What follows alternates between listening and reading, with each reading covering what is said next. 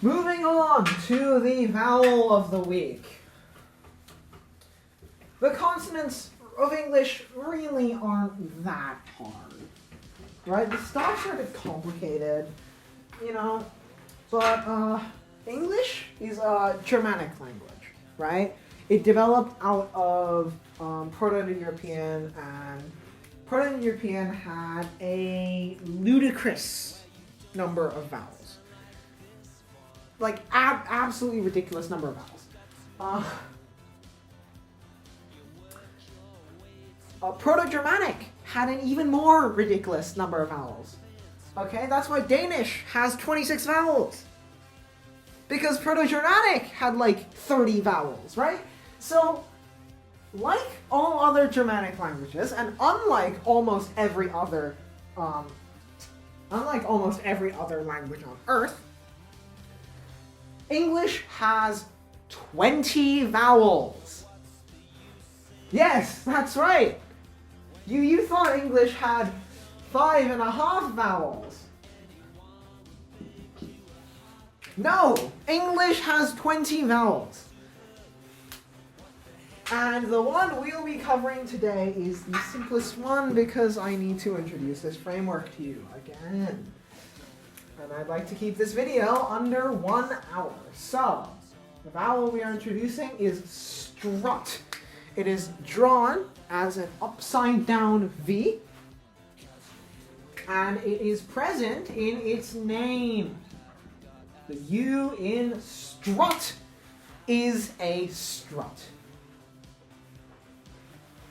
You may also notice that the T exhibits behavior that we talked about earlier. This T is pronounced more lenis, strut, because of what we talked about earlier. In consonant clusters, stops are pronounced more lenis. But I digress. A digression. By the way, if an English speaker says I digress, it means we've gone off topic and now it's time to come back onto topic. Strut is present in the sound U. How is it spelled? And with that, we have to talk about vowel spelling because it is complicated. And there is a linguistic theory that I really like, proposed by Rowling in 2004, I believe. And it is a model of English vowels based on 4. Then they categorizes English spellings based on 4 groups. Lax vowels. Lax.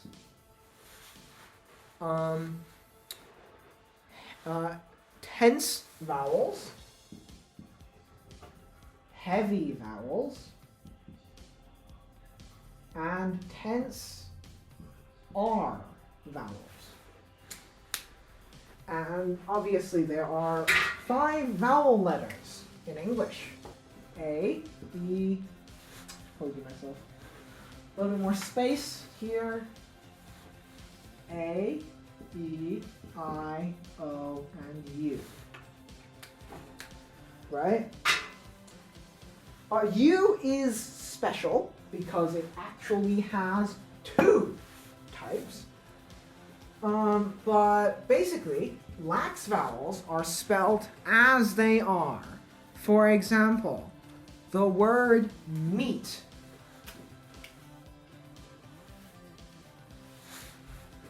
The word meat? No. Sorry. The word met. Met. Tense vowels are followed with a silent E. Meat. As you can see, this E transforms this first E. Heavy vowels are followed by an R. For example, merit.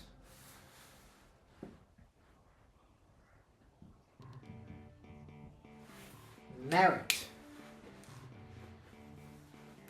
And tense R vowels are followed with an R and then an E. Here.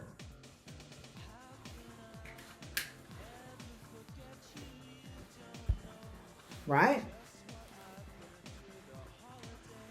So I will underline the letters that change the vowel.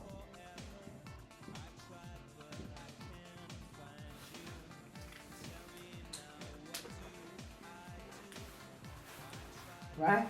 I'm sure you can come up with a bunch of other examples, such as mat, mate, march, and mare.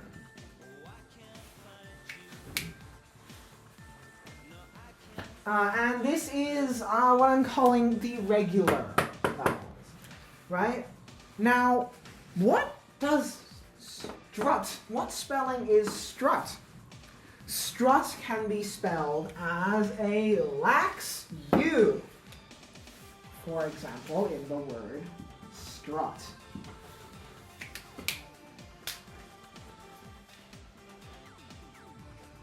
I just realized a bunch of people might not have encountered the word meat before.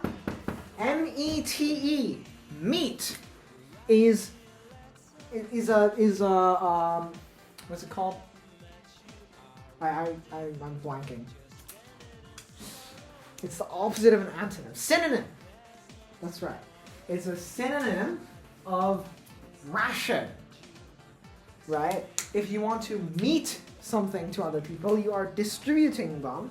You're distributing it to them, usually out of kindness or good faith, and it's usually a very small portion, right? That's meat.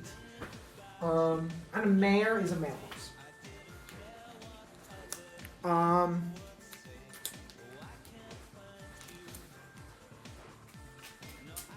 In some Norman words, such as love, I'll put this as a separate column, irregular.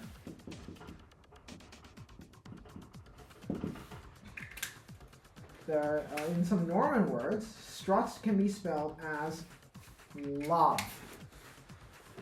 Can you notice how these are the same sounds? Strut, love. They're the same sound. Love, strut. They're both They're both the sound.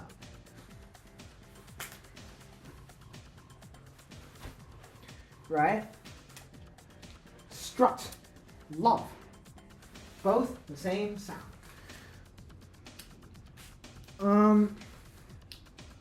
Of course, this is not the only way of spelling. This is a lax O, but this is not the only way of spelling strut, clearly not. You can also be formed with a heavy O, such as in the diagonal, such as in the word worry.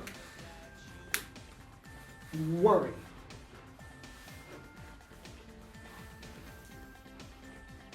But these are irregulars, and is usually spelled with a lax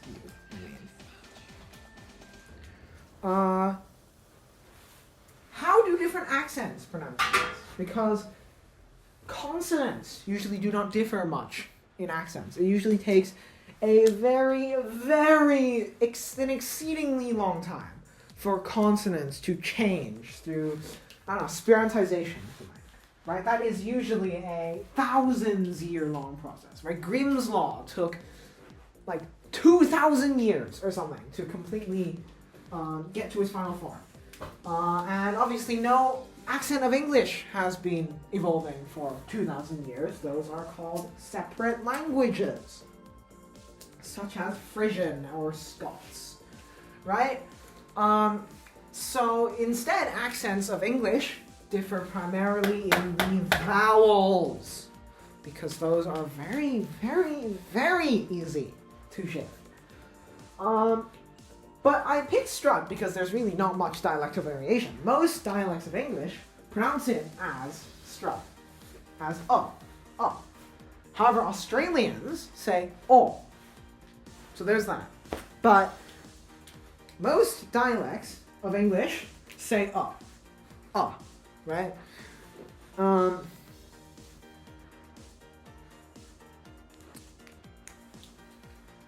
I also think I have to get into how. Let me check my notes. Do I? Yes. Yes. Okay. So, in addition to the silent E, there's another method to shift between lax and tense and heavy and tense R. There's another way to tensify, I guess, a vowel, and that is to make a digraph. Right? For example, the word dream. The E in dream is the same as the E in meat, because there is another A, and this is the letter that transforms the pronunciation of the normally lax E, right? And the same goes for heavy and tense R. It's just this is the same process. And this works. This works beautifully until you add a T, and now it's dreamt and it's lax. But you can't.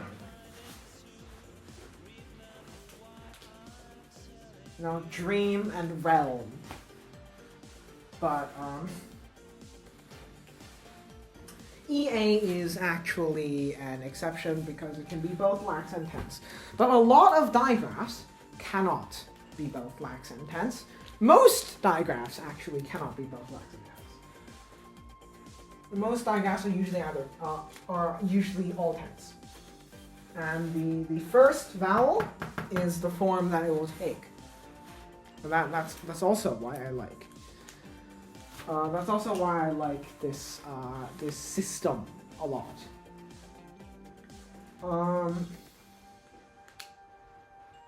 That's not to say, of course, the second digraph is never pronounced. It is often pronounced, actually, in words such as soy, but there's a word such as soy, but the soy in the O in soy is the same O as in soap and not the same O as in so. Is OA also an exception? Crap. Okay, just disregard what I said just now.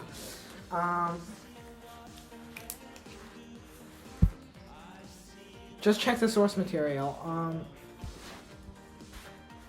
It's digraphs do not often translate one-to-one into their tense counterparts, but they will modify the vowel. So there's that. Sometimes they do, but often they don't. And this is more of a guideline than a general rule, right?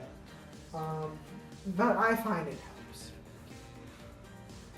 Anyways, why am I saying this? Because the digraph OU is an exception.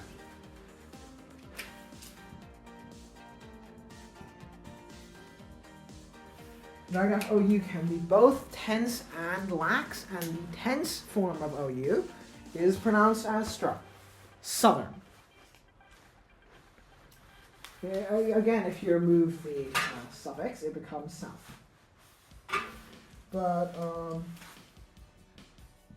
I like to think of it as two negatives make a positive. If you think about it that way, it's sort of works. But I'll stop doing mental gymnastics and move on to vocabulary of the week.